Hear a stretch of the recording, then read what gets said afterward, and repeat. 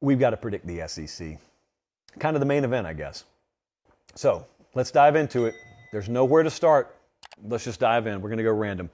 The SEC East is the side of the SEC that I want to start on. Let's take a look at some conference odds. And let's take a look at some, conference odds first are Bama, Georgia, and everyone else. So we know that. I almost kind of skipped past it in my mind. I'm going to start divisionally in the East, and let's take a look at how that stacks up, because it's Georgia, sure enough, but it's not Tennessee, Florida, 2-3. It's Kentucky. Kentucky's sitting there in the number 2 spot. And that's interesting. So we'll get to the Cats in due time. Georgia, the overwhelming favorite here. Should they be the overwhelming favorite? Short answer, yes. Have crazier things happened? Also, yes. Let's dive in. First up, Florida Gators. A little reverb there with the Florida Gators. Their starting 22 can play. I have very little doubt about that. Some of my friends and a lot more of my enemies over on the Swamp 24/7 board have been asking about the depth situation there. Are we really as thin as they say we are? In terms of quality depth, yeah. I don't want to sit here and tell you about your team. But yeah, that's been echoed by a few folks inside that building. If you could shake your magic 8 ball and promise me few, if any, injuries with Florida this year, the over at 7 wins would be the biggest lock on planet Earth. But you cannot do that. You also can't tell me where the injuries are going to come. So we got to try and figure this thing out. They've got tough staffs to face, not just teams. They face 2 of the most veteran coaching staffs in America the first 2 weeks of the season, in Utah with Whittingham and Stoops at Kentucky in week 2. And then they go to Knoxville, and that's just in the first month of the season. Anthony Richardson is good enough to win some games they otherwise were going to lose. He is good enough to drag them to a win a couple of times this year. What does the model say about Florida? What is the best case for the Gators this year? You may think it's a little higher, but the model says 9-3, best case for Florida this year. You cannot avoid how thin they are at a few positions. And there is no world where you go uninjured at every position the whole year. So even best case, you're going to have some attrition somewhere. 9-3 would be a really good year. Worst case is 5-7. I don't really think we need to go down that road. 7-5 is the most likely prediction the model spits out for Florida. I don't think there'd be a ton of Gator folks happy about that, but I think if you pair that with what they end up doing in recruiting this cycle, which promises to be better and better by the day, we could work with that. You avoided disaster. You're building your roster back the way you want it. We can work with that. My sneaking suspicion is the model may be a tinge low on where it should be with Florida. But 7-5 is the official prediction. Let's go with Kentucky. The Kentucky Wildcats are the second odds-on favorite to win the SEC East. Distant second, but second nonetheless. This is the year they need to make it happen. I mean, if they're ever going to pull some magic off here, you got the best quarterback you've had there in quite a while. You get the 2 Mississippi schools from the West. There's no easy draw from the West, but that's pretty much the way you would want to draw it up. And you get Georgia at home late in the year with a solid schedule dynamic advantage because of the stretch that Georgia will be coming off. They've got to define who they are offensively, though. They lose some talent. I don't need to talk to you about how good Wan'Dale Robinson is.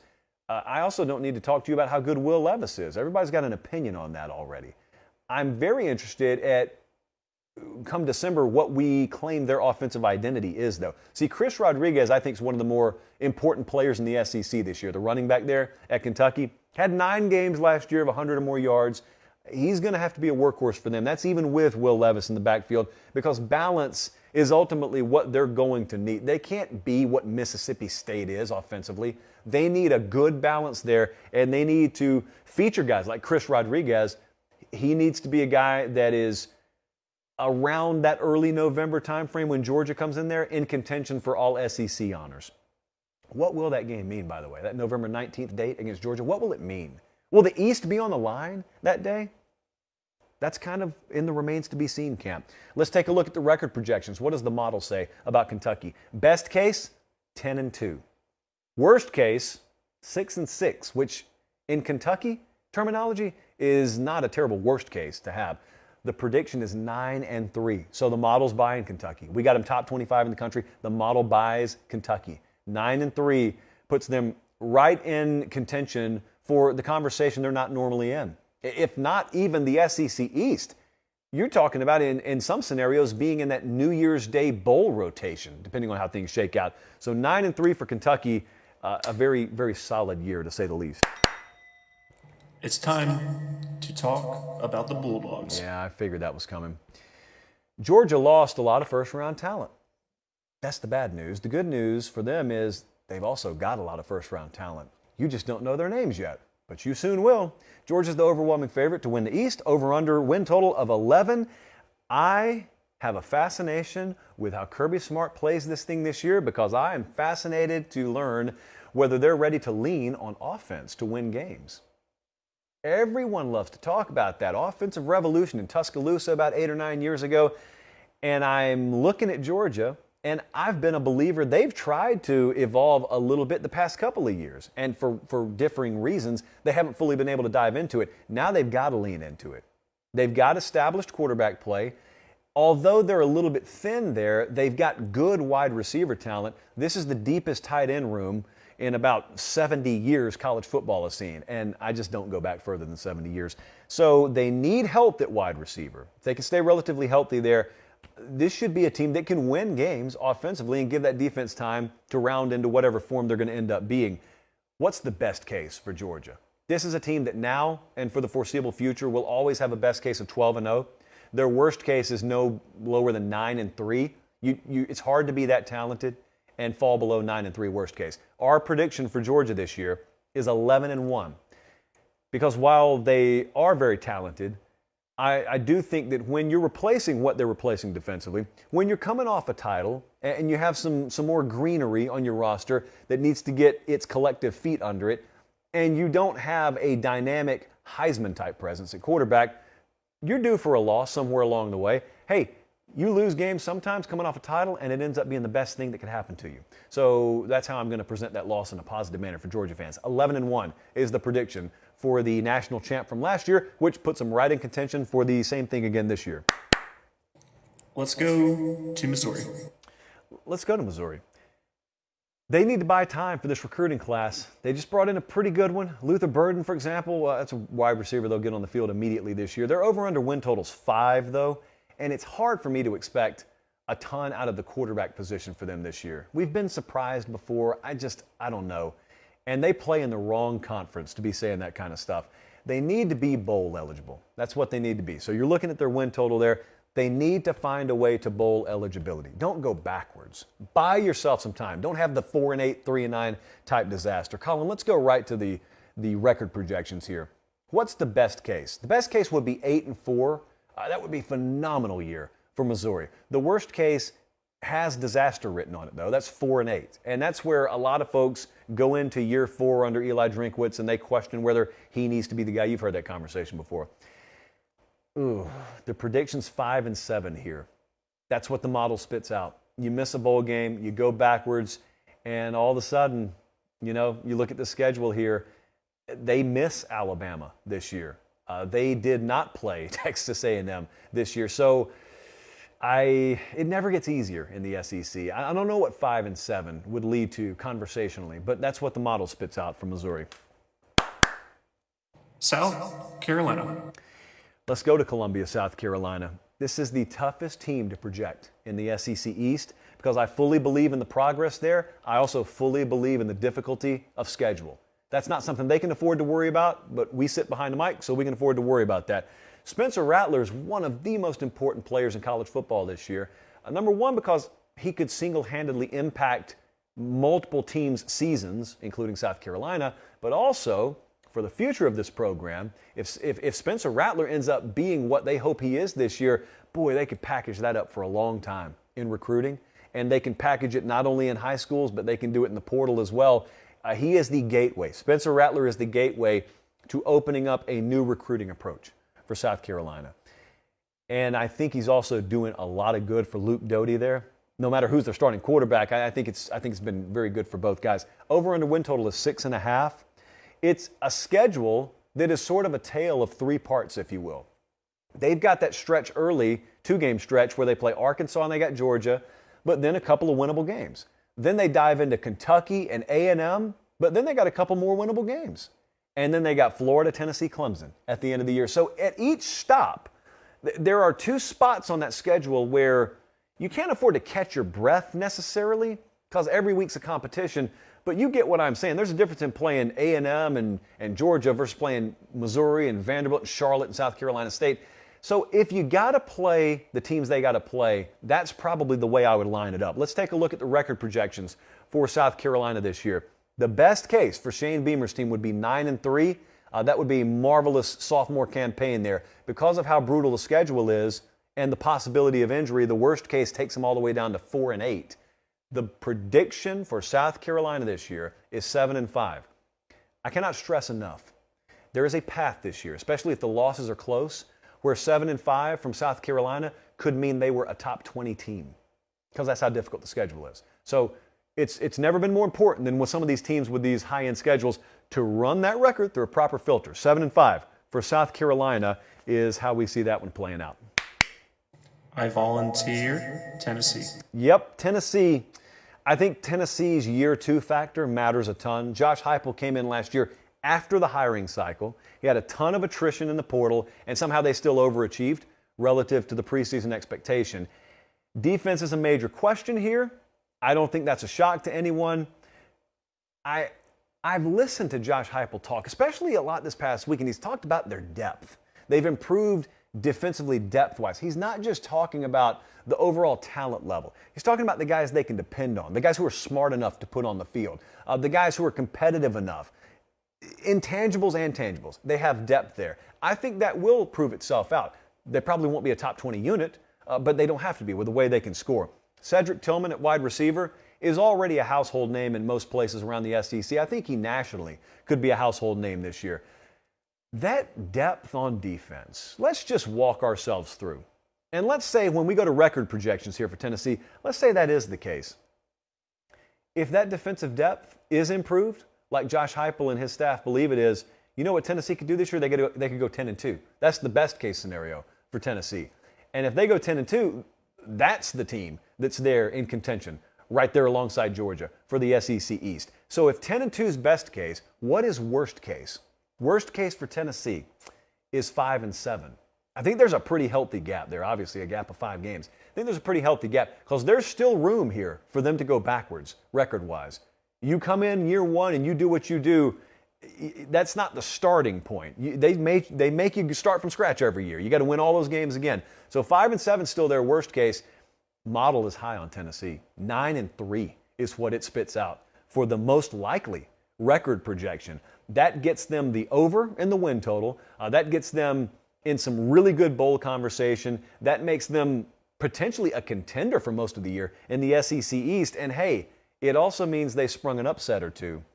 At that point, we just got to figure out where those upsets are. We got to do it. Vandy. Yeah. So let's breeze through this right quick. Hat tip Barton Simmons. Vanderbilt is actually probably in the air right now. They're flying to Hawaii. The over-under is 2.5 wins. Colin, let's take a look at what the model spat out just for fun. The best case for Vanderbilt is 5 wins, okay? So that would be an overwhelming over. The worst case is 1-11. The model spat out 3-9. So you can either look at that one of two ways. Either, they lost 9 games, or the over hit. I'm going to choose to look at it as we project the over to hit. With that, we hop over the Chattahoochee River to the SEC West. Let's take a look at those preseason odds. It's Alabama's conference, right? Yeah, well, at least their division, and at least according to odds makers preseason. Alabama's a minus 500 favorite in the SEC West. I put out a stat today, and I think some of you saw it on Twitter. So we have every SEC West team preseason rated in the top 25, which is insanely deep, right? I don't remember ever saying that about any division. And yet, we're so high on Bama that I took Jalen Milroe, who's their backup quarterback, and I put him at starter, and I simulated the season. The model would pick Alabama to win the West as deep as it is with Jalen Milroe at quarterback. So that's taking a Heisman Trophy winner out and putting Milroe in. Milroe's a truck, by the way, for those of you who are unfamiliar. Jalen Milroe, you don't look at him and say back up anything. But I'm just telling you, that's how good the model views this team before they've played a game. So with that in mind, let's dive into the division, shall we? Slice bread. Texas A&M. Okay, Texas A&M. This is not a rebuilding year. It's not a build towards year. I cannot emphasize this enough. This team is good enough to win this year. They're good enough to be competitive or win every game. They outclass 90 to 95% of their schedule. That's not the kind of team you talk about being in rebuilding mode or being in 2023 and beyond mode. They can win this year. It's a big year for Jimbo Fisher because as he starts to stack a lot more of this offensive perimeter skill on top of what they've already got out there, they've got to improve in some of those critical metrics. You know, that explosive pass play, 20 yards or more downfield stuff, that stuff's got to improve. There's no question about that. When you've got A-Chain, when you got Aniyah Smith, when you got Evan Stewart, and the likes of that recruiting class coming in, it's a non-starter. They got to get better there. And I think they will.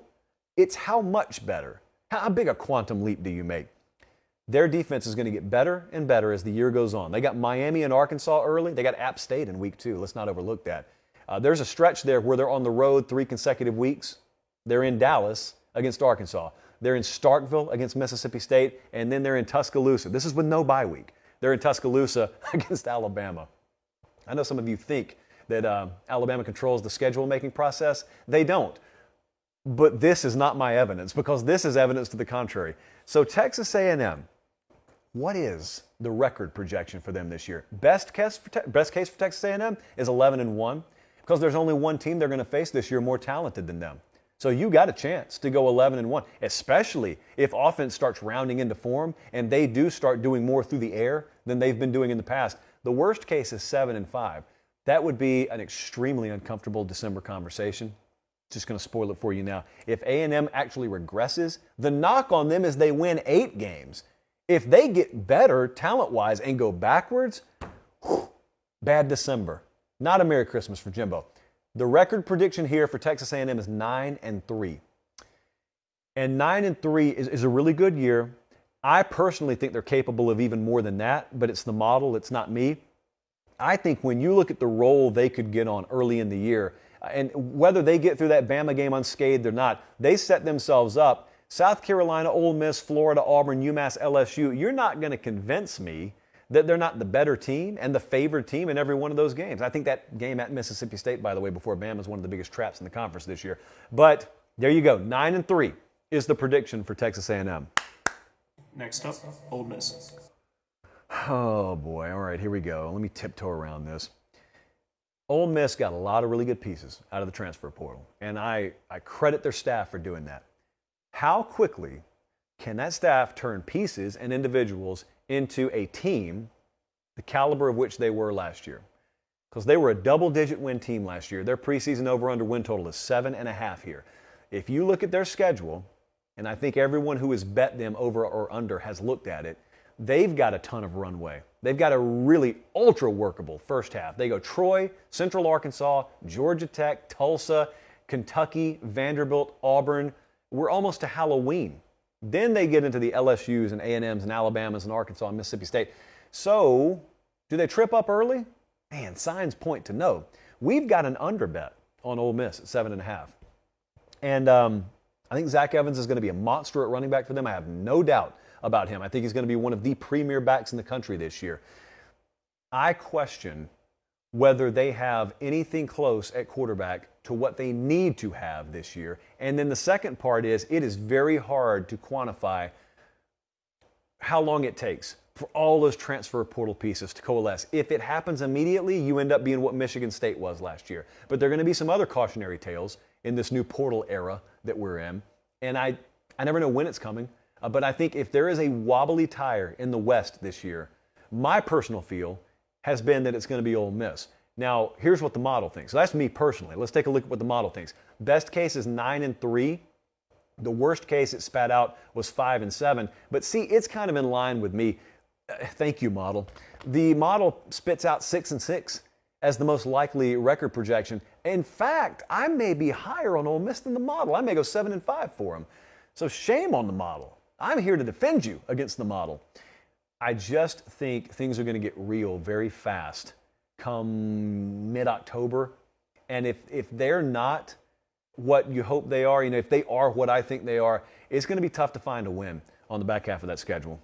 Who knows? Crazier things have happened. I gotta say it. Roll Tide. Yeah. Thank you, Harvey.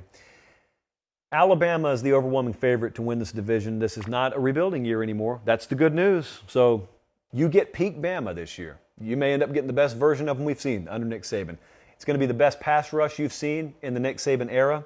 You've got a returning Heisman quarterback. They are emerging very quickly at wide receiver, Trayshawn Holden.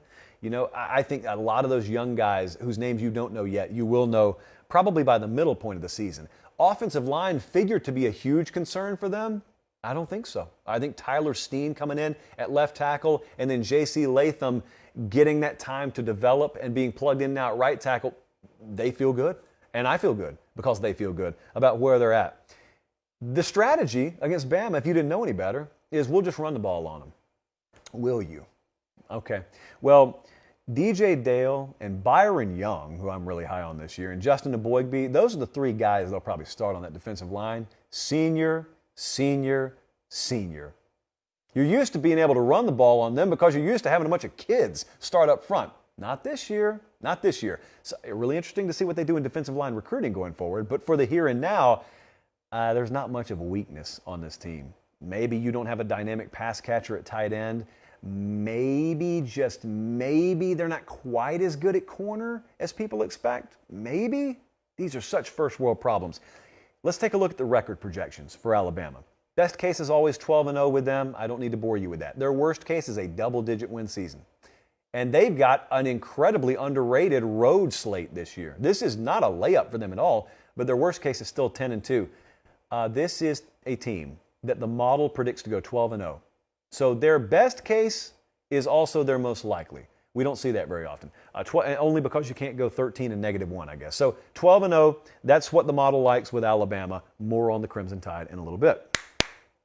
Next up, Mississippi State. Do you know a lot about Mississippi State? I don't think most of you do. It is my belief, because we got Mississippi State rated inside the top 20. So actually, we got Mississippi State power rated number 20 to start the year, and a lot of people are looking at me sideways. I believe if you put LSU jerseys on this team, they would be a lot of folks' dark horse contender in the West. Because the only thing you doubt about them is you haven't seen Mississippi State do it. This team can do that. They can play that role. Now, their over-under win total 6.5 because they play our toughest schedule in the country. But what shouldn't be overlooked as you check out how difficult that schedule is we went through this a couple of weeks ago. They have their own little individual scheduling dynamics. So when A&M comes in there, you got to remember, A&M's got that game sandwiched between Arkansas and Bama. So it's not the easiest path for their opponents either. You only play one of them per week. You don't play your schedule on a Saturday. You play one team on a Saturday. So Mississippi State's going to take some lumps this year, but they have a very underrated roster. Had an NFL scout type tell me a couple of weeks ago it's the most underrated roster from a future NFL perspective in the country. I just think they're being overlooked because they're Mississippi State, not because of what they do or don't possess the ability to do. So let's take a look at the record projections. The best case for Mississippi State this year, 9-3, even with that record. You know what that's telling you? That's that model telling you if this team played in the ACC, they would challenge for the conference championship. If this team played in the Big 12 or the Pac-12, they would challenge for the conference championship. Worst case, because of this schedule, is 3-9. The most likely record prediction per our model for Mississippi State is 8-4. That would be, and I cannot overstate this enough, a phenomenal year. If Mississippi State goes 8-4 against their schedule, it's likely they've played at a top 15 level nationally. That's how tough it is to win 8 games against what they're going to face this year. We move on. It's your time, Josh. Arkansas. Well, is it my time or is it our time? Because I don't want to leave Sam Pittman and Arkansas out of this. Arkansas is becoming now a program where the intangibles and the culture are such that you blindly buy them, or at least I do. The biggest disconnect nationally with Arkansas is they lost Treylon Burks. Everybody's talking about Arkansas losing Treylon Burks. You should. That's a first-round talent at wide receiver. They don't come through Fayetteville very often. That's why I really need you to understand, I don't think they're falling off at receiver. I don't think there's one receiver there that is Treylon Burks. I think their receiver unit is going to be fully equipped to pick up that slack this year. And that's an area where I wouldn't have said it in the spring. I don't think Sam Pittman would have said it in the spring.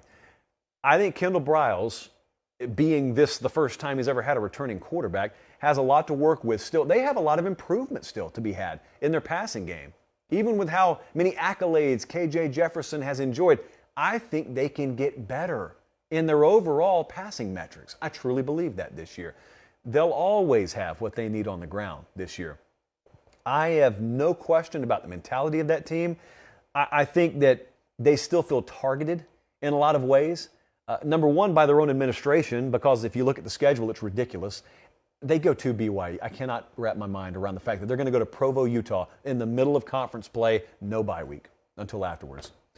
So, be that as it may, I've just got to reiterate the same thing I said with Mississippi State. The schedule is daunting. You only play one team per week.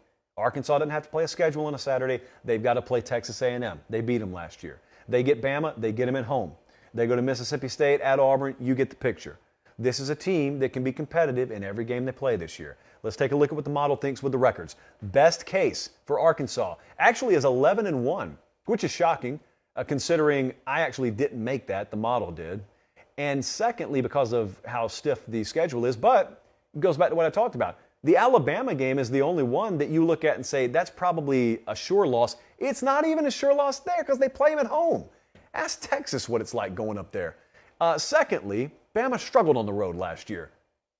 Florida, Auburn, A&M, so it could happen. My point is 11-1 is the best case. 6-6 is the worst case. 9-3 is the record that the model projects, which is a solid 2 games above the over-under win total. Arkansas is going to be an overachiever again this year. The passing game is probably going to surprise a lot of you. It won't surprise them, and if you've been paying attention during fall camp, it probably won't surprise you. They may need to score a few more points this year. So I like Arkansas again this year. I know that's not the biggest shock in the world, but I like them again this year. It's time to talk about Auburn. Oh, boy. I think this is the toughest situation any coaching staff has been placed in the country. Part of it not by their own doing, but ultimately you're the one that gets paid a lot of money to win more than 6 games because that's their over-under preseason win total. Have they figured out quarterback? I know they're probably ready to name a starter. Have they figured quarterback out? There are 2 very different points I'm trying to make there. These are the most important first 5 games in the SEC. Plain and simple. If Auburn stumbles at all in the first month to a little over a month, it'll go downhill quickly. I think they got to beat Penn State at home. I think they got to beat Missouri at home. I think they need to be no worse than 4-1 and more than likely need to be 5-0 coming out of that October 1st date against LSU. You got to build up as much steam as you can because it goes uphill really, really quick. And I don't know if their propeller's big enough to push them after that. But there is a great big intangible with this team that I don't want you to ignore. They feel like they got targeted. They felt wronged. They felt like when that group came after their head coach, they also came after folks on that team. You only get one chance to play college football. And a lot of folks, not a lot, some folks around that program tried to snatch the rug out from under players on that team, not just the staff. The players were the ones who were having to deal with it too. There is a lot of energy, a lot of it. Now, it takes more than that to win football games, but that's certainly part of it. So that spirit they talk about down there all the time, they've got it. There is no doubt in that locker room. They've got all that. They still got to have players who are good enough to win football games. And that's the great unknown with Auburn. Let's take a look at what the model says. Best case for Auburn, 8-4. Worst case, bottom falls out, probably staff overturned, 3-9. The prediction is 7-5 here. So that hits the over on the win total. I think it's good enough to buy Harsin and his staff another year. 7 wins would be, while not what their expectation level is down there, it would be a really good year, given what the circumstances have been off the field. Let's wrap with LSU. Yeah, let's do that. Is LSU in a rebuilding year? Let me just throw that out there. So Brian Kelly's got his new staff down there. LSU does not do rebuilding years, especially not with a talent roster like this. They may have the best receiver stable in the SEC. They got multiple quarterbacks down there that they think they can roll with. So you probably can accomplish both. Let's play to win this year, but we're also rebuilding. We're just retooling on the fly. When you've got the wide receiver room they have, when you've got the potential at quarterback they have, you've got a shot. Most every week you play. Bama comes in there this year. So their biggest test is not going to come in week 1 or 2. I think in week 3, you need to be very careful because there is some fun momentum down there right now with their secondary. And I am telling you as plainly as I can from people who would know that you need to take a cautionary approach for LSU, especially at corner this year. because I'm not so sure that they're built to go up against the best passing attacks in this league. One of them you're going to face against Mississippi State. You're going to get one against Tennessee. You're going to get one against Ole Miss. You're going to get the best against Alabama. We'll find out there. I think they could take their lumps in the secondary. Even though they addressed it as best they could, you cannot get around the fact that you're playing with guys who are less than ideal, even at their best, to deal with some of the passing attacks you're going to face down here. There's nothing they can do about that at this point. What they can do is they can score as much as they possibly can. Their best case is 9-3, according to the model. Their worst case is 5-7. The model has them going 7-5 as the most likely path this year for LSU. I think it'd be an okay year for them. It'd be a touch or two below what most LSU fans expect, but I am trying my best to explain to some of my LSU buddies. There is a path that includes 7-5 and success, because maybe that 7-5 includes finding some things out you needed to find out about your program in order to flourish in 2023 and beyond. Let's take a look at those final standings. We just got through the entire SEC. Can you believe that? Let's take a look at these final standings. The SEC final standings here, we got Georgia winning the East, Tennessee finishing second over there, right in front of Kentucky. So you probably got a head-to-head win there, Tennessee over Kentucky. Over in the West, it's Alabama 12-0. It's A&M and Arkansas both at 9-3. And then you go Mississippi State, LSU. We got Ole Miss 6-6, but finishing last in the West. Please don't be fooled by that. I mean, Ole Miss would be very competitive in a lot of other conferences. It's just an insanely deep division. SEC championship game. It's Bama and Georgia again. And in the SEC championship game, we're taking Alabama over Georgia. It's going to be really, really, really tough to beat Alabama this year.